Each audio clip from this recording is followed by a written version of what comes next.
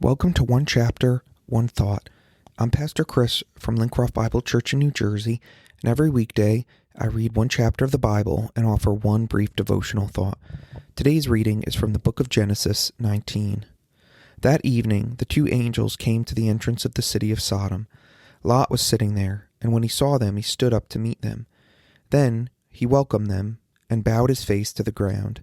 "My lords," he said, "come to my house to wash your feet and be my guests for the night. You may then get up early in the morning and be on your way again." "Oh no," they replied, "we'll just spend the night out here in the city square." But Lot insisted, so that at last they went home with him. Lot prepared a feast for them, complete with fresh bread made without yeast, and they ate. But before they retired for the night, all the men of Sodom, young and old, came from all over the city and surrounded the house. They shouted to Lot, "Where are the men who came to spend the night with you? Bring them out so we can have sex with them." So Lot stepped outside to talk to them, shutting the door behind him. "Please, my brothers," he begged, "don't do such a wicked thing. Look, I have two virgin daughters. Let me bring them out to you, and you can do with them as whatever you wish.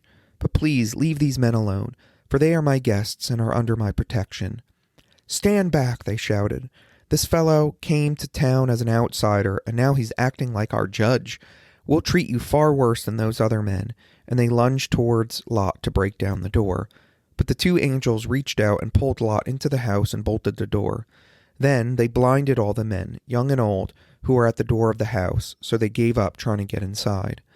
Meanwhile, the angels questioned Lot. "Do you have other relatives here in the city?" they asked. "Get them out of this place, your sons-in-laws, sons, daughters, and anyone else. For we are about to destroy this city completely. The outcry against this place is so great it has reached the Lord, and he has sent us to destroy it." So Lot rushed out to tell his daughter's fiancés, "Quick, get out of the city. The Lord is about to destroy it." But the young men thought he was only joking. At dawn the next morning, the angels became insistent. "Hurry," they said to Lot. "Take your wife and your two daughters who are there. Get out right now, or you will be swept away in the destruction of the city." When Lot still hesitated, the angel seized his hand and the hands of his wife, two daughters, and rushed them out to safety outside the city, for the Lord was merciful. When they were safely out of the city, one of the angels ordered, "Run for your lives, and don't look back or stop anywhere in the valley. Escape to the mountains, or you will be swept away." "Oh no, my lord," Lot begged. "You have been so gracious to me and saved my life, and you have shown me such great kindness.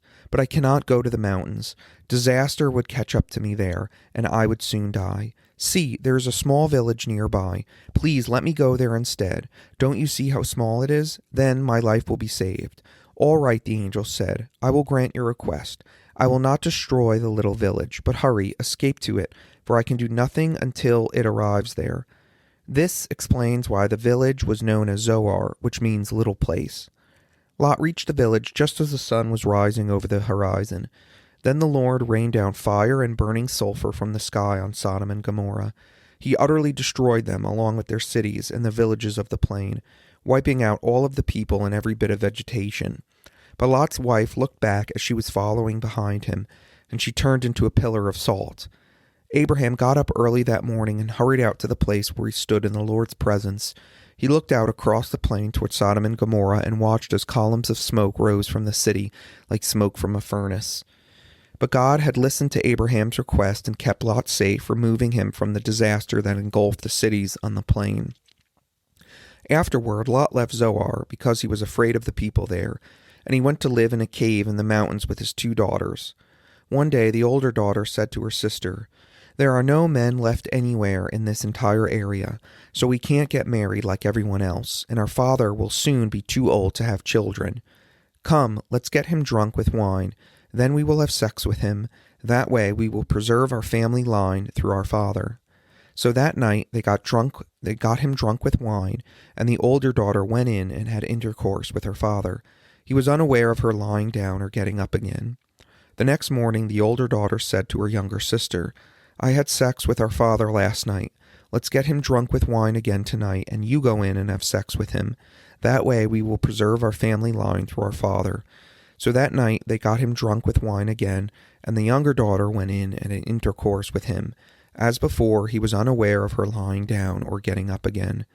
As a result, both of Lot's daughters became pregnant by their own father. When the older daughter gave birth to a son, she named him Moab. He became the ancestor of the nation now known as the Moabites.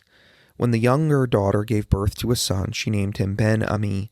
He became the ancestor of the nation now known as the Ammonites. One thought.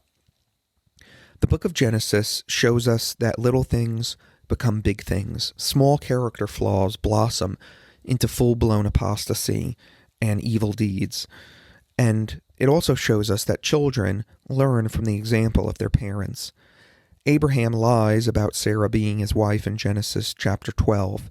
And then we find later on in the story that Abraham's son Isaac does the exact same thing. And here we see the sad example of Lot. Lot saw Sodom and chose to be near there back in Genesis chapter 13. Then we find out in Genesis 14 he's living there.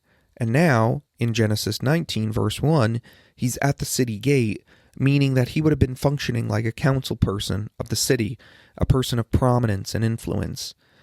And while Lot realizes that the city will be destroyed, his corruption is deep, and he keeps wanting to run back to Sodom, or not even leave. First of all, he tries to sacrifice his 2 daughters in verse 8. The angels come into the city, and the men of Sodom want to rape the angels because they're so wicked. And Lot offers up his 2 daughters instead. Now, as we read the end of the chapter, it's certainly plausible to imagine that the daughters might want some payback against their father because of what he's done for them. How evil can you be to sacrifice your own daughters? Then, Lot is still hesitating leaving the city. He's attached to his sin.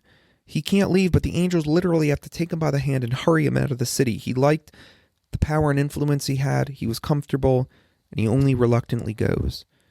And then, even when he's outside the city, he's like, oh no, I can't go to the mountains. I can't go to the mountains. I got to stay near. He's still attached and lured to Sodom. He stays at Zoar for a time.